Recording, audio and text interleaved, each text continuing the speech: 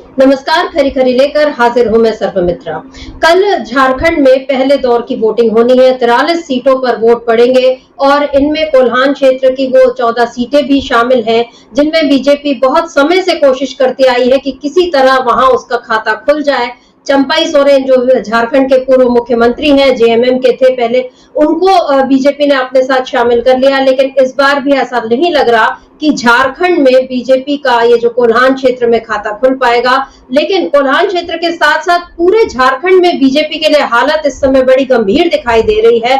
और अभी हम आज जिस पर चर्चा करने जा रहे हैं कि वोटिंग से पहले, पहले दौर की वोटिंग से पहले झारखंड की राजनीति से एक बड़ी खबर आई है। और बड़ी खबर ये है कि वहां ये कहा जा रहा है, जेएमएम नेता का ये दावा है कि यहाँ पर बीजेपी की कहानी अब खत्म हो गई है।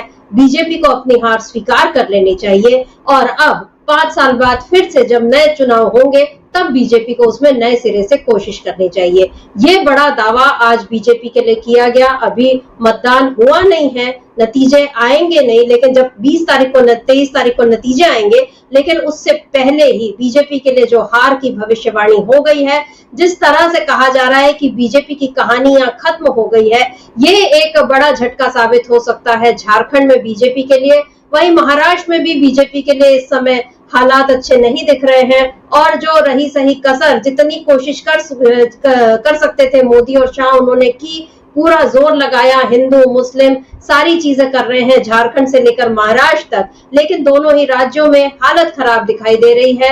महाराष्ट्र में इस समय अजित पवार और एकनाथ शिंदे अब दोनों ही बीजेपी के खिलाफ एक तरह से बात कर रहे हैं। और वहीं बीजेपी के एक पूर्व नेता का जो मौजूदा नेता, पूर्व मंत्री, उनका एक वो जो वीडियो सामने आया है जिसमें वो अपने साथ खड़े कार्यकर्ता को लात मारते हुए दिखाई दे रहे हैं। तो अब सवाल किया जाने लगा है कि अब तक नितिन गडकरी ये कहते थे कि जो करे जात की बात उसको मारो लात, उधर देवेंद्र फडणवीस के बोल और ही बिगड़े हुए हैं। वो औरंगजेब की बात कर रहे हैं, वो पाकिस्तान पे तिरंगा लहराने की बात कर रहे हैं। इस तरह की बेतुकी बातें जिस तरह से बीजेपी नेता कर रहे हैं, उससे समझ में आ रहा है कि महाराष्ट्र में भी बीजेपी के लिए हालत अच्छी नहीं है। और ऊपर से जब बीजेपी नेताओं का ऐसा व्यवहार अपने कार्यकर्ताओं के साथ सरेआम दिखाई दे रहा है, उसके वीडियो बन चुके हैं, वो वायरल हो रहा है वीडियो, तो ऐसे में ये सवाल उठने लगा है कि क्या महाराष्ट्र में इस बार बीजेपी को वैसी इज्जत मिल पाएगी जो अभी तक उसको मिलती रही है, या जिस तरीके से उसने पिछले बार भी अच्छी खासी सीटें हासिल कर ली थी, उसके बाद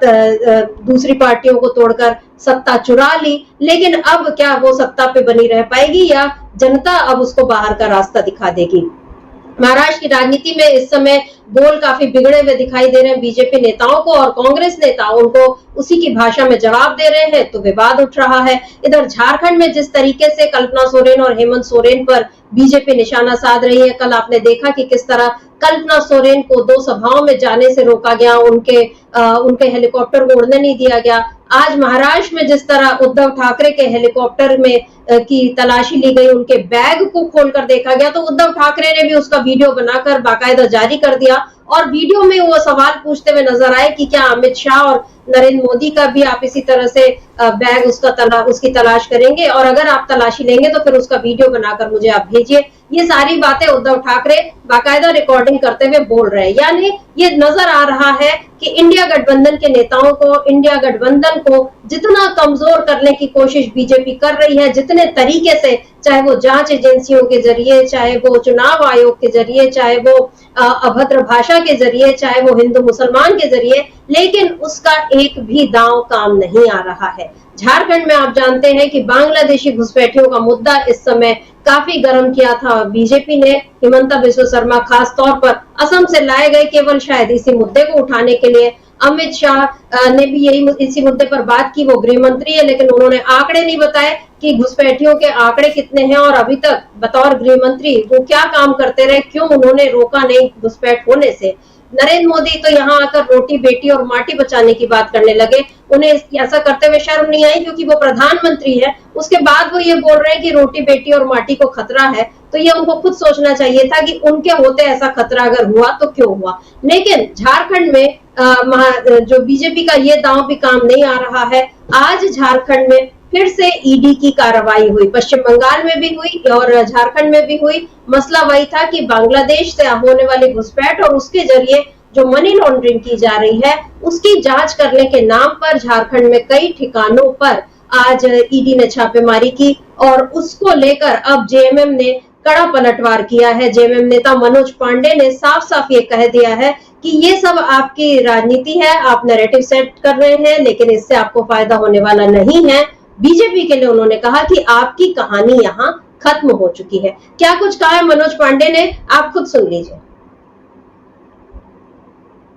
मेरा ख्याल है उनकी बाइट अभी हम थोड़ी देर में सुना पाएंगे, शायद अभी तैयार नहीं है, लेकिन आज हम इसी विषय पर चर्चा करेंगे कि जो कल झारखंड में पहले दौर का मतदान है, लेकिन उसके पहले आज जिस तरह से पूरी सियासत गरमाई हुई है, और न केवल झारखंड बल्कि महाराष्ट्र, उत्तर प्रदेश, वहां भी इलाहाबाद में जिस तरह, प्रयागराज में जिस तरह से सारे छात्र इकट्ठा हो गए हैं और मांग कर रहे हैं कि परीक्षा एक ही साथ हो। आप जानते हैं यूपीएससी की परीक्षा को लेकर वहां पर काफी बवाल मचा हुआ है और इन सब बातों पर अब ये भी कहा जाने लगा है कि छात्र जो है उन्होंने मान लिया है कि हम एक रहेंगे तो सेफ रहेंगे, वहां पर हिंदू मुस्लिम नहीं चल रहा है।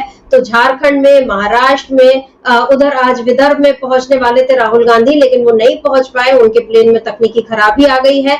तो ये सारी बातें चल रही हैं इस समय सियासत में, चुनाव में काफी हलचल तेज हो चुकी है। और कल झारखंड में जब पहले दौर की वोटिंग होनी और उसके पहले आज जिस तरीके से ईडी की छापेमारी हुई है और उसमें जब ये कहा जा रहा है कि बीजेपी की कहानी यहाँ खत्म है, तो क्या वाकई बीजेपी की कहानी अब खत्म होने की तरफ बढ़ रही है? 11 सालों में मोदी ने खूब सारे किस्से, कहानियां अपने लिए, खूब सारी दंत कथाएं उनके साथ जुड़ चुकी हैं। कुछ कहानियां उन्होंने खुद प्रचलित कराई, कुछ उनके सोशल मीडिया में फैलाई गई, बहुत सारे गप्पे भी एक तरह से कहना चाहिए फैलाई गई। और लेटेस्ट तो अभी यही था जब उन्होंने लोकसभा चुनाव में कह दिया कि मैं तो दैवीय अवतार हूं। तो ये जो सारी बातें जो कही जा रही हैं, जितनी बीजेपी के किस्से कहानियां हैं, क्या अब उनका आखिरी अध्याय आ चुका है? आज इसी पर हम चर्चा करेंगे। हमारे साथ जुड़े हुए अमलेंदु उपाध्याय जी। अमलेंदु जी नमस्कार, स्वागत आपका इस कार्यक्रम में। अमलेंदु जी, झारखंड, महाराष्ट्र और सारे उपचुनाव बहुत दिलचस्प होते जा रहे हैं। कई सारी चीजें हम देख रहे हैं, चुनाव आयोग की भूमिका पर सवाल उठ रहे हैं और कल तो ये भी हुआ कि कांग्रेस की शिकायत पर चुनाव आयोग ने बीजेपी के खिलाफ एफआईआर तक दर्ज करने का वो आदेश दिया और एफआईआर दर्ज भी हो गई और भी शिकायतें दर्ज हुई हैं। लेकिन उधर राहुल गांधी ने जो संविधान को लेकर बोल रहे हैं उस पर बीजेपी अब शिकायत कर रही है।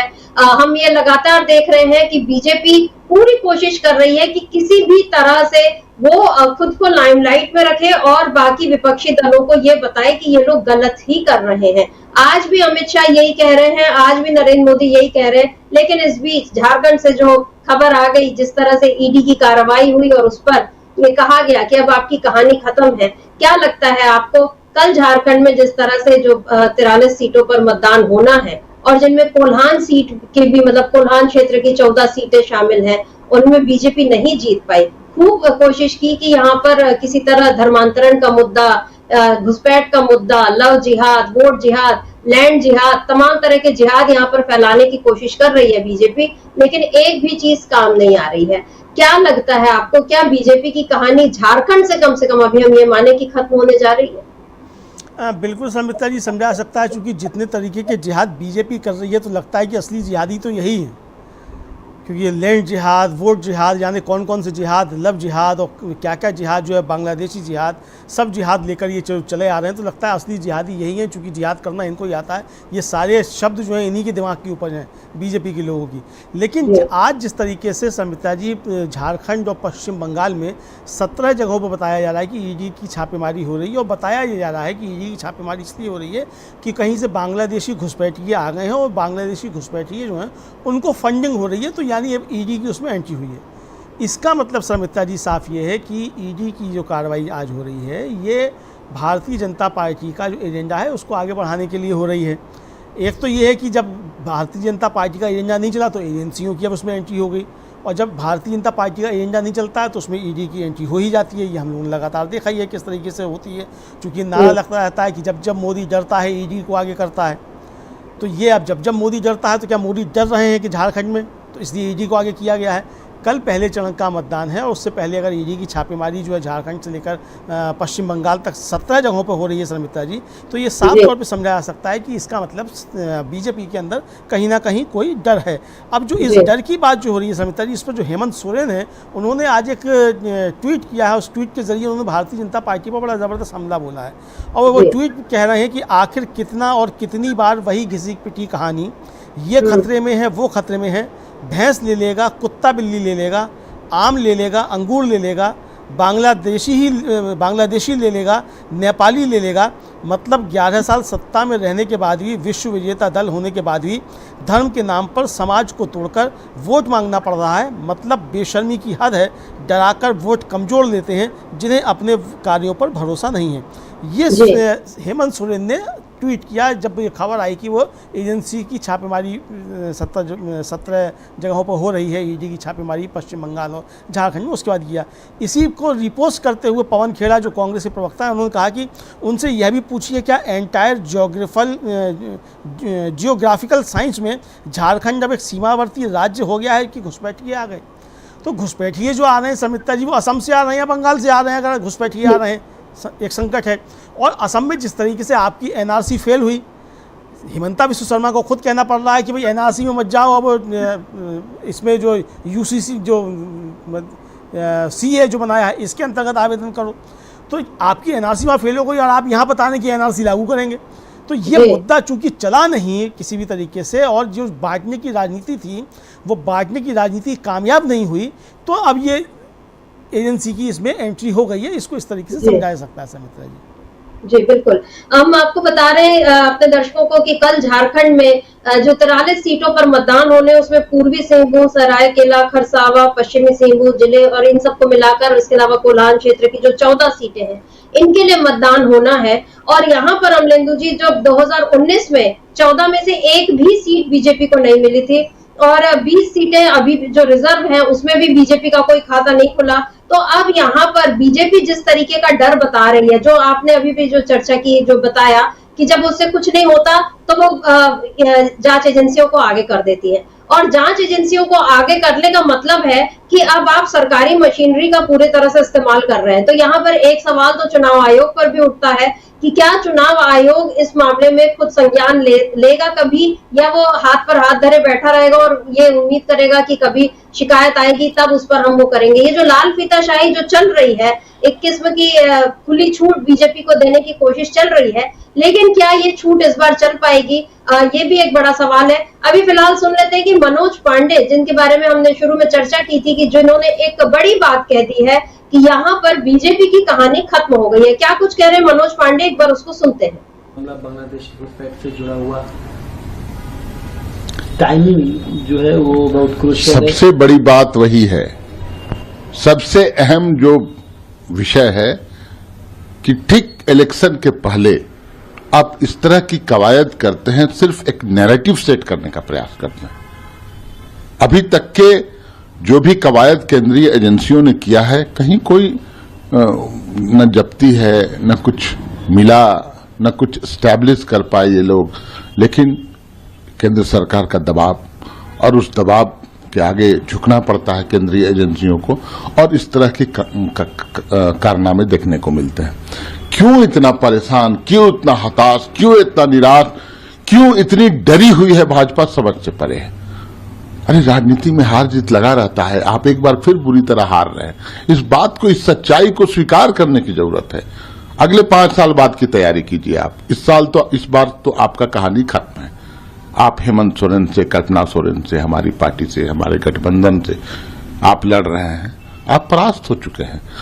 आपका जो पूरा कुनबा दिखता है, आयातित कुनबा, तमाम राज्यों से लोग आ रहे हैं, यही बतला रहा है कि आप हार रहे हैं। रांची में नुक्कड़ गली में घूमना पड़ रहा है प्रधानमंत्री महोदय को। पहले कभी ऐसा हम लोगों ने राजनीति में नहीं देखा था। प्रधानमंत्री का इतना गिरता हुआ स्तर हम लोगों ने नहीं देखा। प्रधानमंत्री के स्तर को बिल्कुल सही तरीके से नापा है यहाँ पर। और अमलेंदु जी, अभी झारखंड की चुनाव की जब हम बात कर रहे हैं तो यहाँ पर बहुत कोशिश की मोदी शाह, और जो आयातित जिन लोगों की बात की, यानी हिमंता विश्व शर्मा, शिवराज सिंह चौहान, इन सारे नेताओं की वो बात कर रहे हैं। और हेमंता बिस्वा शर्मा के बारे में तो क्या ही कहें, जैसे नितिन गडकरी बोल चुके हैं कि ये इन पर अब कीटनाशक डाल देना चाहिए, बहुत फसल बढ़ गई है। तो इन लोगों की जो इज्जत हो रही है, चंपई सोरेन के लिए भी हमने देखा कि किस तरह अमित शाह ने चंपई इधर आओ, इस तरह से उनको बुलाया था। कल्पना सोरेन और हेमंत सोरेन तो अभी भी उनको चंपई काका, चंपई दादा कहकर ही बुलाते हैं, यानी इज्जत दी जा रही है। अब ये जो लोग गए हैं इंडिया गठबंधन छोड़कर, जैसे नीतीश कुमार जैसे लोग, अब उनको भी सावधान हो जाना चाहिए कि अब उनकी इज्जत कब तक बरकरार रहेगी। बहरहाल मुद्दे से हम भटकते नहीं है, बात कर रहे हैं झारखंड चुनाव की। अमलेंदु जी, कल जिन सीटों पर चुनाव है, बीजेपी ने यहाँ पूरी कोशिश की, चाहे वो गोगो दीदी या वो बहुत सारे उसने की, किसी भी तरह से यहाँ पर वो एक धर्मांतरण का मुद्दा उठाए, दूसरी तरफ महिलाओं को लुभाए, तीसरी तरफ वो रोजगार की बात करे, ये सारी चीजें, और आदिवासियों को लेकर खास तौर पर जिस तरीके से लुभाने की कोशिश कर रही है बीजेपी, क्या वो कोशिश उसकी यहाँ कामयाब हो पाएगी? क्योंकि जब रघुवर दास मुख्यमंत्री थे 2016 की, तब उन्होंने छोटा नागपुर किराएदारी अधिनियम और संथाल परगना अधिनियम, इन दो अधिनियमों को जिस तरह से बदलने की, खत्म करने की कोशिश की थी, और हेमंत सोरेन ने तब उसका विरोध किया था, और उनके कारण ये दोनों कानून बचे रहे। अभी भी हेमंत सोरेन ने एक अमित शाह को जवाब दिया कि यहाँ यूसीसी नहीं चलेगा, यहाँ पर ये दोनों कानून ही चलेंगे। तो आपको क्या लगता है, यहाँ पर जिस तरीके से आदिवासी क्षेत्र में बीजेपी अपना दखल बनाने की कोशिश तो कर रही है, लेकिन जब राहुल गांधी आदिवासियों को हकीकत बताते हैं कि बीजेपी आपको वनवासी कहती है, और जब हेमंत सोरेन बताते हैं कि किस तरह वो आपके जंगल जमीन पर बीजेपी की गिद्ध दृष्टि है, उसकी निगाहें हैं, और वो ये सब आपसे छीन लेना चाहती है, और तीसरी तरफ जब यहाँ पर आकर कटेंगे तो बटेंगे या एक रहेंगे तो सेफ रहेंगे वाले नारे भी मोदी लगा रहे हैं, और ये बता रहे हैं कि सारे लोगों को एक हो जाना चाहिए, मुसलमान नहीं, सारा हिंदू समाज, और इस हिंदू समाज में वो आदिवासियों को भी जोड़ लेना चाहते हैं, जबकि आदिवासी कभी भी हिंदू समाज का हिस्सा नहीं रहे। उनकी अलग पूजा पद्धति, वो प्रकृति की पूजा करते हैं, उनके देवता अलग होते हैं, और उनका कोई रीति रिवाज हिंदुओं से मिलता जुलता नहीं, लेकिन वो जबरदस्ती उनको वनवासी बोल बोलकर और उनका धर्मांतरण कराने की कोशिश तो एक्चुअल बीजेपी कर रही है। लेकिन यहाँ पर जो अभी झारखंड में जिस तरह से ये कोशिशें अभी तक बीजेपी की कामयाब नहीं हुई, आपको क्या लगता है, क्या ये कोशिश इस बार कामयाब हो पाएगी? और इस आपका जवाब चाहूं, इससे पहले हम राहुल गांधी का एक ट्वीट भी देख लेते हैं झारखंड को लेकर। उन्होंने आज ही एक जो ट्वीट किया है, क्या लिखा है उसमें वो देखते हैं। राहुल गांधी लिखते हैं कि झारखंड की माताओं बहनों के खाते में कल मैया सम्मान योजना की चौथी किश्त खटाखट चली गई। यह योजना महिलाओं को महंगाई से लड़ने और स्वाभिमान के साथ जीने में विशेष रूप से मदद कर रही है, इसलिए हमने इसके तहत मिलने वाली राशि को और बढ़ाने का निर्णय लिया है। दिसंबर 2024 से झारखंड की महिलाओं को 2500 रुपए की सम्मान राशि दी जाएगी। 53 लाख महिलाओं को इस योजना का लाभ मिल रहा है। मैंने पहले भी कहा था और फिर दोहरा रहा हूँ, बीजेपी ने जितना पैसा अपने अरबपति मित्रों को दिया है, उससे ज्यादा इंडिया महिलाओं, युवाओं, किसानों और गरीबों को उनकी जरूरत पूरा करने के लिए देगा। अमलेंदु जी, यहाँ पर राहुल गांधी ने फिर से खटाखट वाली बात बोल दी। मैया सम्मान योजना, हेमंत सोरेन, कल्पना सोरेन जब बताते हैं कि किस तरह से उसका लाभ मिल रहा है, और हम लोगों ने प्रत्यक्ष देखा भी है कि कल्पना सोरेन की सभाओं में जैसे महिलाओं की भीड़ खासतौर से आदिवासी या नक्सल प्रभावित क्षेत्रों में उमड़ती रही है। क्या लग रहा है आपको, कल झारखंड में क्या बीजेपी की कहानी कम से कम पहले दौर में खत्म होती हुई दिखाई दे रही है? देखिए समिता जी, बीजेपी की कहानी जो कल जिन क्षेत्रों में चुनाव है उन क्षेत्रों में पहले भी ख़त्म थी और अभी भी ख़त्म है। बीजेपी भी इसको समझ रही है, और वरना फिर चंपाई कहने की आवश्यकता अमित शाह जी को नहीं पड़ती, और चंपाई सोरेन को लेकर आने की भी आवश्यकता नहीं पड़ती। आपके यहाँ पहले से ही 4 पूर्व मुख्यमंत्री मौजूद हैं, 5वां और ले आए पूर्व मुख्यमंत्री।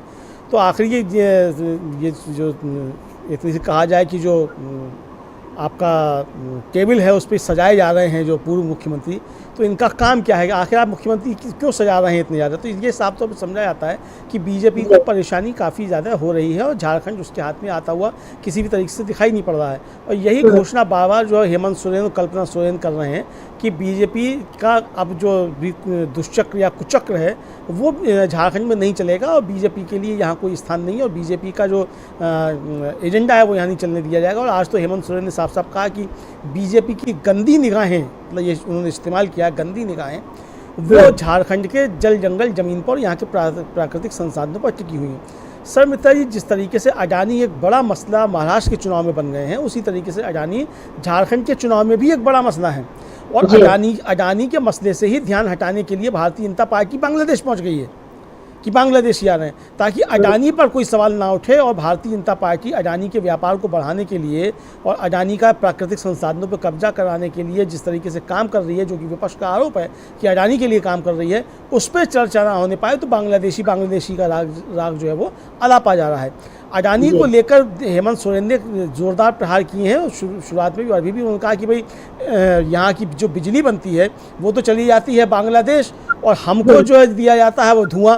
तो बांग्लादेश जो भारतीय जनता पार्टी पहुँच गई थी, तो भारतीय जनता पार्टी को बांग्लादेश पहुँचा दिया हेमंत सोरेन ने कि आप बांग्लादेश को बिजली जो है जो यहाँ बनती है वो बनाकर भेज देते हैं, और यहाँ झारखंड के लोगों को जो है वो जो है केवल धुआं मिलता है, उस जो बिजली पैदा होती है उससे जो निकलता है। तो एक बड़ा मसला हेमंत सोरेन ने बना दिया कि जब झारखंड में बिजली पैदा हो रही है तो झारखंड को क्यों नहीं मिल रही। इसी तरीके से प्राकृतिक संसाधनों पर जिस तरीके से अडानी का कब्जा हो रहा है और कराया जा रहा है, जो वहाँ पर बिजली का प्लांट लगा है वो भी अडानी का ही प्लांट है मित्रा जी। तो ये एक बड़ा मसला वहाँ बन गया है, और भारतीय जनता पार्टी इसको समझ नहीं पा रही है कि इससे किस तरीके से निपटा जाए। और आदिवासी क्षेत्रों में तो खासतौर से भारतीय जनता पार्टी के खिलाफ काफ़ी ज़्यादा नाराजगी। आपको याद होगा कि राहुल गांधी ने जब अपनी भारत जोड़ो यात्रा निकाली थी तो उन्होंने मसला उठाया था कि भारतीय जनता पार्टी वनवासी कहती है, जबकि हम आदिवासी कहते हैं और आप आदिवासी हैं, आप वनवासी नहीं हैं, यानी ये आपको जंगली कहती है एक तरीके से ये कहा जाए। और प्रधानमंत्री नरेंद्र मोदी ने जब लाल किले की प्राचीर से भाषण दिया अभी ताज़ा, तो उन्होंने कहा था कि हमारे जंगल में रहने वाले लोग, यानी आदिवासियों के लिए प्रधानमंत्री ने कहा जंगल में रहने वाले लोग। तो ये एक तरीके से आदिवासियों को जंगली करार देने की जो इनकी नीति है, और ये सर मित्रा जी आदिवासियों को जंगली करार देकर जंगलों पर कब्जा करना चाहते हैं। और आदिवासियों का जिस तरीके से फंसाया जा रहा है, लगातार जो खबरें आती हैं कि नक्सली के नाम पे मार दिया गया या क्या कर दिया गया, किस तरीके से हसदेव का जो छत्तीसगढ़ में जंगल है वो काटा जा रहा है, तो ये सारी चीज़ें इनके गले में फंस गई हैं और इनको इसका जवाब देते नहीं बन रहा सर मित्रा जी। जी, न आदिवासी बल्कि बीजेपी के लिए तो मेरा ख्याल है चाहे वो अल्पसंख्यक हो, चाहे वो महिलाएं हैं, दलित है, ओबीसी है, या छात्र या मजदूर या किसान, जो भी मतलब जिन लोगों के पास खुद की ताकत इस समय नहीं है या जो लोग अपनी ताकत हासिल करने के लिए संघर्ष कर रहे हैं, उन सारे लोगों को बीजेपी जो है धिक्कारती है या उनको नफरत की निगाह से देखती है या उनसे घृणा करती है। ये बातें बार बार जाहिर हो रही हैं। और अभी महाराष्ट्र से एक जो वीडियो जिसका जिक्र मैंने सबसे शुरू में किया था, अगर वो वीडियो है तो उस वीडियो को हम देख लेते हैं कि किस तरह बीजेपी के पूर्व मंत्री और बड़े नेता हैं राव साहब दानवे पाटिल, उन्होंने कैसे अपने ही एक कार्यकर्ता को वो लात मारकर किनारे करते हुए दिखाई दे रहे हैं, सिर्फ इसलिए क्योंकि फोटो में वो शायद फोटो में आ रहे थे। ये देखिए, यहाँ पर साफ साफ दिखाई दे रहा है कि वो लात मार रहे हैं। ये हम अपने दर्शकों को बता दें कि ये राव साहब दानवे पाटिल जालना विधानसभा सीट से महायुति के जो उम्मीदवार हैं अर्जुन खोतकर, उनसे मिलने गए थे, और यहाँ पर अर्जुन खोतकर ही उनके साथ खड़े हैं जिनको वो बुके का आदान प्रदान हो रहा है और उसमें वो फोटो भी हो रही है। अभी तक हम लोग ये देखते थे कि कैसे राजनाथ सिंह को धक्का देकर निकाल दिया, जेपी नड्डा को धक्का देकर निकाल दिया, कहीं उनको हाथ पकड़कर पीछे खींच दिया, आडवाणी जी हाथ जोड़कर खड़े हैं और नरेंद्र मोदी सामने से निकल जाते हैं। लेकिन ये लात मारना तो गजब ही है। और इस पर ये जो कार्यकर्ता है इसका नाम शेख हमद बताया जा रहा है, और अब इनकी भी सफाई आ गई। इन कार्यकर्ता का ये कहना है कि नहीं, दानवे साहब तो मेरे बहुत पुराने मित्र हैं, वो जब यहाँ आते हैं जालना तो हमारी बातचीत होती है, हम मेरे घर खाने पे भी आते हैं, और वो घर से निकले थे और मैंने उनको बोला कि भाव आपकी शर्ट जो है वो अटकी हुई है, और वो शर्ट को शायद वो ठीक कर रहे थे और उस चक्कर में वो ऐसा कुछ हो गया, झटका लग गया, जिसमें ऐसा दिख रहा है कि वो लात पड़ी है, लेकिन ऐसा कुछ नहीं है। अब यहाँ पर वो तो कुर्ता पहने हुए दिखाई दे रहे हैं, शर्ट की बात कहाँ से आ गई, और ये साफ दिख रहा है कि कोई न कान में कुछ बोल रहा है, कुछ जो चीज सामने है उसको भी झुटलाया जा रहा है। अब ये तो बीजेपी, मतलब ठीक है, ये जो कार्यकर्ता है इनको कोई अपमान महसूस हुआ नहीं हुआ ये हम नहीं जानते, लेकिन जो लोग भी इस वीडियो को देख रहे हैं उसके बाद सवाल तो उठेगा ही कि आखिर बीजेपी के नेताओं के मन में दूसरों के लिए, अपने से नीचे दर्जे के लोगों के लिए किस तरह की हिकारत है। एक और वीडियो भी आज फिर चर्चा में आ गया, अप्रैल का है, आदित्यनाथ योगी का, कि उनके पीछे जो सुरक्षा कर्मी थे वो बेहोश हो गए और उनको दूसरे सुरक्षा कर्मी हटा के ले गए, लेकिन योगी जी का भाषण नहीं रुका। इन सारी बातों पर आज अखिलेश यादव ने भी फिर एक, जब ये छात्र जहां आंदोलन कर रहे हैं इलाहाबाद में, प्रयागराज में, तो उन्होंने कहा कि अब क्या आप उन छात्रों के घर भी बुलडोजर चला देंगे, ये पूछा। लेकिन कल भी अखिलेश यादव ने कुछ गंभीर सवाल उठाए थे। क्या कुछ कहा अखिलेश यादव ने, अगर वो बाइट हमारे पास है तो सुन लेते हैं। और आज जब मैं आपके बीच में आया हूं, ये जो लाठी चलाने रही है सरकार, याद रखना लाठी चलाने वालों, ये जो लाठी आप चला रहे हो, ये जैसी सेवा आप कर रहे हो वैसी सेवा आपको भी कभी कभी मिलेगी। अभी इलाहाबाद में सुना है लाठी चल रही है, वहां पर यूपी पीएससी वाले नौजवान छात्र जब अपनी मांग को लेकर के गए, उनको लाठी मार दी।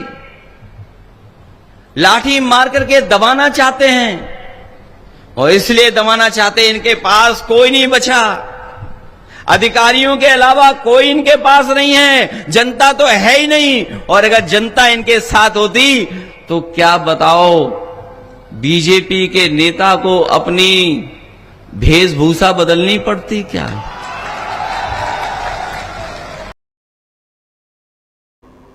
यहाँ अखिलेश यादव ने फिर से आदित्यनाथ योगी पर ही तंज कसा और मल्लिकार्जुन खड़गे की बात को मेरा ख्याल है आगे बढ़ाया।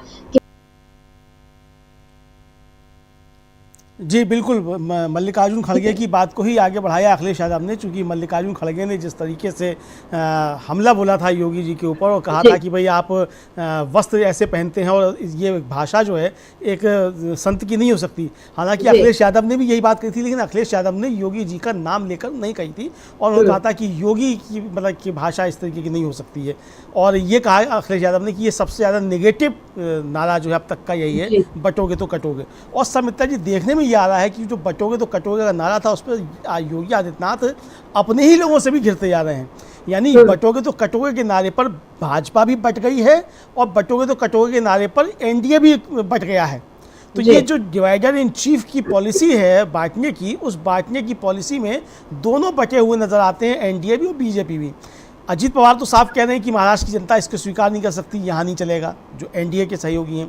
प्रधानमंत्री नरेंद्र मोदी को कहना पड़ रहा है एक है तो सेफ है, हालांकि उसमें भी टोपियों पर इधर से उधर टोपियाँ बैठा रहे हैं और एक टोपी भूल गए हैं कि वो एक टोपी भी और पहनाई जानी है। तो टोपी पहनाना जो काम है वो उसमें भूल गए, एक टोपी और ज़्यादा लगानी चाहिए थी। वो जो विज्ञापन छपा कल महाराष्ट्र में, उसमें एक टोपी भूल गए वो लगाना। लेकिन योगी आदित्यनाथ के बटोगे तो कटोगे से एक तरीके से प्रधानमंत्री को किनारा करना पड़ा। तो यानी योगी आदित्यनाथ एक तरीके से कहा जाए क्या वो अपने ही लोगों में घिरते हुए नजर आ रहे हैं। बहरहाल योगी आदित्यनाथ एक बड़े प्लेयर इस समय नहीं है इस चुनाव में, चूंकि झारखंड और महाराष्ट्र में उनका कोई अस्तित्व नहीं है। उनकी लड़ाई अपनी उत्तर प्रदेश में है, जहाँ 9 सीटों पर उपचुनाव है, वहाँ उनकी लड़ाई है। तो अब देखना ये है कि योगी आदित्यनाथ कितना जाते हैं। लेकिन फिलहाल अखिलेश यादव ने जो एक और बात कही समिता जी, हमने जो बाइट सुनवाई उसमें उन्होंने कहा था कि जो लाठी चला रहे हो इसको याद रखना कि जब समय बदलेगा तो आपके साथ भी ऐसा किया जा सकता है। यानी ये साफ तौर पर संकेत है कि जो लाठी चलाने वाले हैं, चाहे वो अधिकारी हों पुलिस के और चाहे वो सत्ता में बैठे हुए लोग हैं, अगर सरकार बदलेगी तो फिर ये दंड आपको भी मिलेगा। यानी कि उत्तर प्रदेश के अंदर समिता जी एक राजनीति ऐसी शुरू हो चुकी है जिसमें प्रतिशोध की राजनीति अब जिसे कहा जाता है वो चल रही है।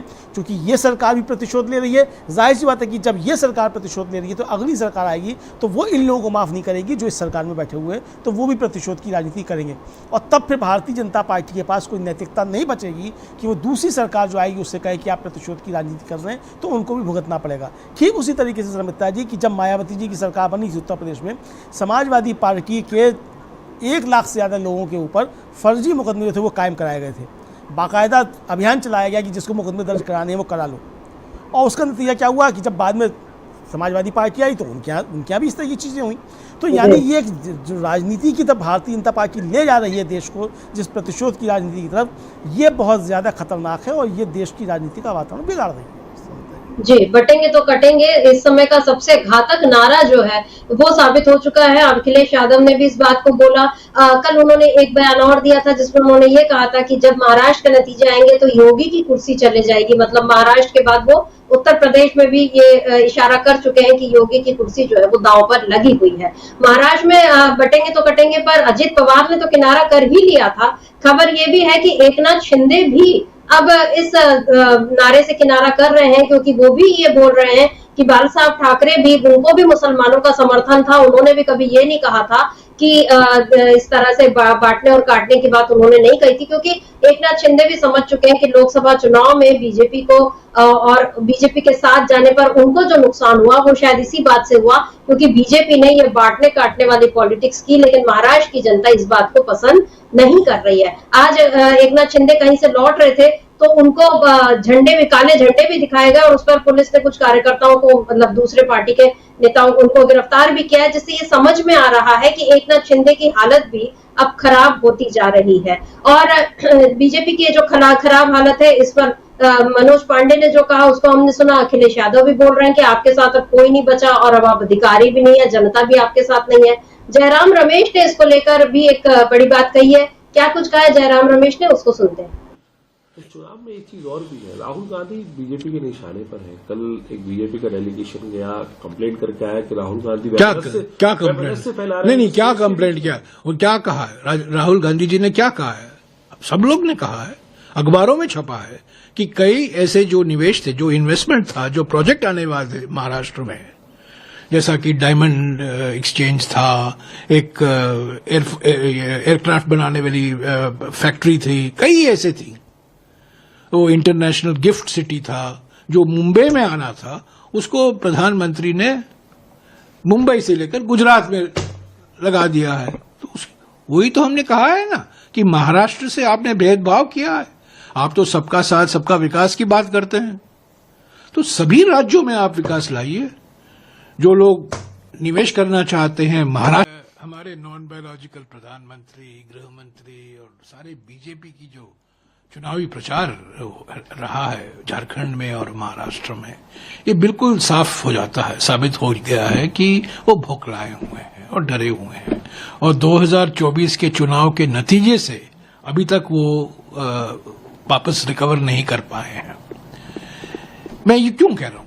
क्योंकि एकमात्र एजेंडा है इन लोगों का, एकमात्र एजेंडा है मोदी जी का, अमित शाह जी का, योगी आदित्यनाथ का, असम के मुख्यमंत्री का, सामाजिक ध्रुवीकरण, भयंकर तरीके से ध्रुवीकरण, द्वेष फैलाओ, सांप्रदायिक तनाव पैदा करो, सांप्रदायिक जहर फैलाओ, और ध्रुवीकरण के अलावा इनका कोई एजेंडा नहीं है। महाराष्ट्र में हम कांग्रेस पार्टी, एनसीपी, उद्धव ठाकरे शिवसेना यानी कि जो महाविकास आघाड़ी है, किसानों के जो मुद्दे हैं, महिलाओं के जो मुद्दे हैं, युवाओं के जो मुद्दे हैं, सामाजिक न्याय को लेकर जो मुद्दे हैं, वही तो हमारा चुनाव प्रचार है।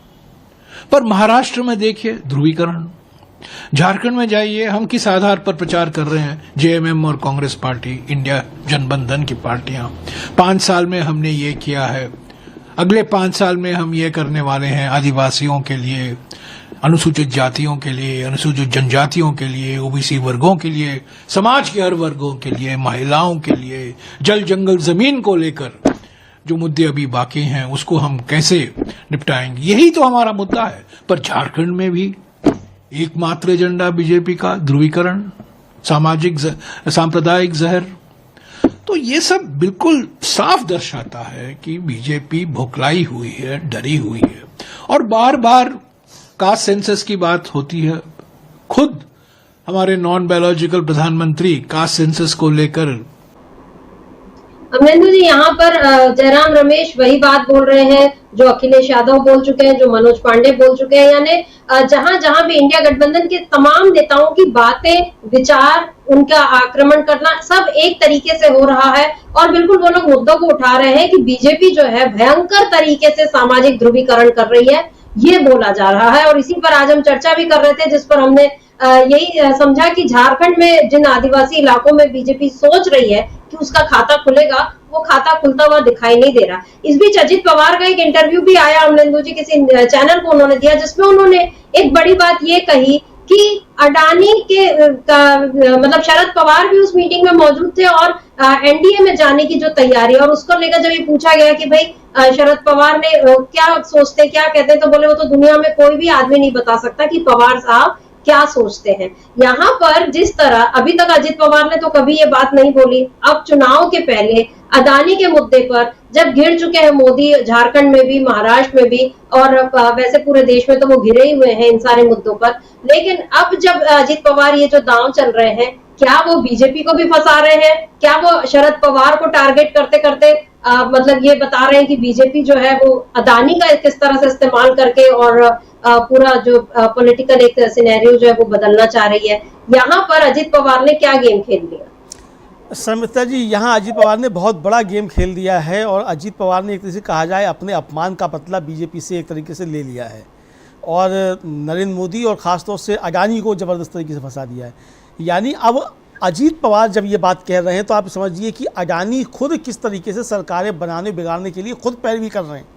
ये बहुत बड़ी बात है कि एक पूंजीपति जो है वो सरकारें बनाने और बिगाड़ने के लिए काम कर रहा है। ये बात अब सामने आ गई है और ये अगर सरकार केंद्र में बदलती है तो अडानी को इसका नुकसान भी होगा। इसके लिए उनको तैयार रहना चाहिए कि जब आप सरकारें बनाएंगे और बिगाड़ेंगे तो फिर दूसरे लोग भी करेंगे।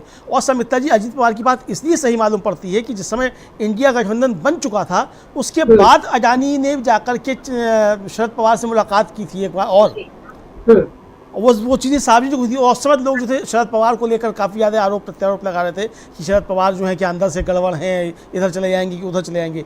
इसका मतलब जो अजित पवार कह रहे हैं वो बात सच होती हुई नज़र आ रही है।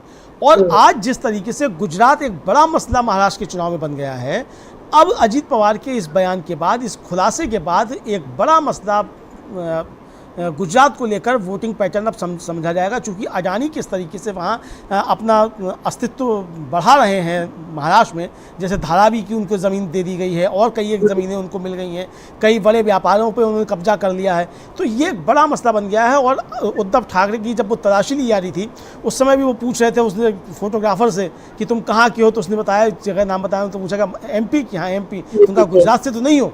तो यानी गुजरात एक कितना बड़ा मसला बन गया है। तो अजित पवार ने एक तरीके से जो बीजेपी के खिलाफ मसले बन रहे हैं उनको ही और बड़ा कर दिया है। तो ये अजित पवार भारतीय जनता पार्टी के साथ हैं कि खिलाफ है, हमें पता नहीं किसके साथ हैं, फिलहाल पार्टी में है। लेकिन जैसा आपने भी कहा कि जैसे इंडिया गठबंधन जो है वो एक सुर में बात कर रहा है, क्या अजित पवार और एकनाथ शिंदे जो है बटोगे तो कटोगे का नारा लगा सकते हैं, एक है तो सेफ है का नारा लगा सकते हैं। और समिता जी, बीजेपी ने तो अजित पवार के वैसे भी काम लगा दिया है एक, और वो मामला सुप्रीम कोर्ट पहुंच सकता है।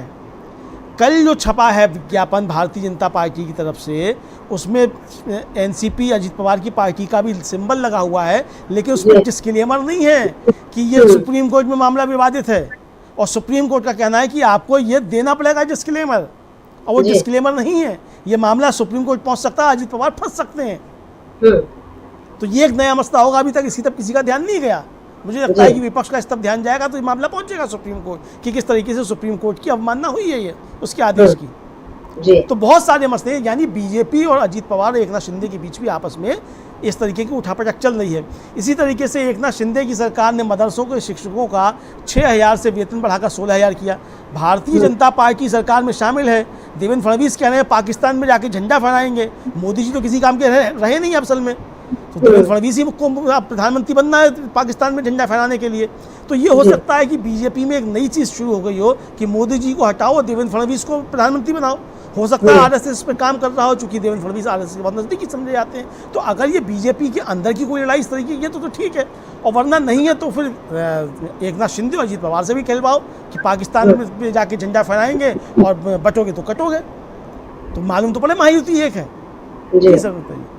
जी बिल्कुल, क्योंकि महायुति में जितने तरीके के लड़ाई झगड़े और इनके जब अजित पवार शरद पवार को लेकर ये भले बोल रहे हैं कि उनके मन में क्या है दुनिया का कोई आदमी नहीं बता सकता, और उसी तरह दुनिया का कोई आदमी फिलहाल ये नहीं समझ पा रहा है कि महायुति के भीतर आखिर इक्वेशंस बने किस तरह से हैं और किस तरह ये लोग साथ होने का दावा कर रहे हैं, जबकि सबके सुर अलग अलग हैं, सब अलग अलग बातें कर रहे हैं और सब अलग अलग चालें चल रहे हैं एक दूसरे को फंसाने के लिए। झारखंड में तो बीजेपी की कहानी खत्म होने की भविष्यवाणी कर दी गई है, लेकिन महाराष्ट्र में क्या होगा ये भी देखना दिलचस्प है। और इस बीच आज ये जो अजित पवार का खुलासा हो गया अदानी को लेकर, जयराम रमेश भी वही बोल रहे हैं कि राहुल गांधी ने क्या गलत कहा, महाराष्ट्र से सारे प्रोजेक्ट्स तो गुजरात जा ही रहे हैं। लेकिन राहुल गांधी ने कुछ दिनों पहले एक वीडियो जारी कर ये भी बता दिया था कि वो किसी उद्योगपति, पर्टिकुलर किसी उद्योगपति या बाकी उद्योगपतियों के खिलाफ नहीं है, वो भी चाहते हैं कि देश में उद्योग धंधे फले फूले बढ़े, उद्योगपतियों का भी वो भी आगे बढ़े, लेकिन एक दो लोगों का नहीं, सारे लोगों का भला हो। ये राहुल गांधी की पॉलिटिक्स है। लेकिन मोदी की पॉलिटिक्स इस समय बिल्कुल अलग दिशा में जाती हुई दिखाई दे रही है। और उसमें अब देवेंद्र फडणवीस ने जो कह दिया है कि पाकिस्तान में हम तिरंगा फहराएंगे। पता नहीं महाराष्ट्र चुनाव जीतकर वो पहले खुद तो अपने मुख्यमंत्री की कुर्सी जो है वो पा ले, उसके बाद वो पाकिस्तान में झंडा फहराने की बात सोचे। लेकिन जब इस तरह के बेतुकी बातें आने लगती हैं तो समझ में आ जाता है कि बीजेपी के पास कोई मुद्दे है नहीं। झारखंड से लेकर महाराष्ट्र तक और यूपी से लेकर केरल तक हर जगह बीजेपी की हालत खराब इस समय दिखाई दे रही है। अब आगे क्या होगा ये देखने वाली बात रहेगी। उसकी कहानी कितनी आगे बढ़ पाती है अभी, और उसमें कितने नए अध्याय जुड़ते हैं, या बस यहीं पर अब सब कुछ खत्म हो जाता है, ये देखने वाली बात होगी। तो अमलेंदु जी, आज इस चर्चा को हम यहीं रोकते हैं। आपका बहुत बहुत शुक्रिया, और शुक्रिया आप तमाम दर्शकों का जो आप हमारे साथ जुड़े और आपने इस चर्चा को ध्यान से सुना। आगे भी आप बने रहिए डीबी लाइव के साथ और देखते रहिए डीबी लाइव। नमस्कार।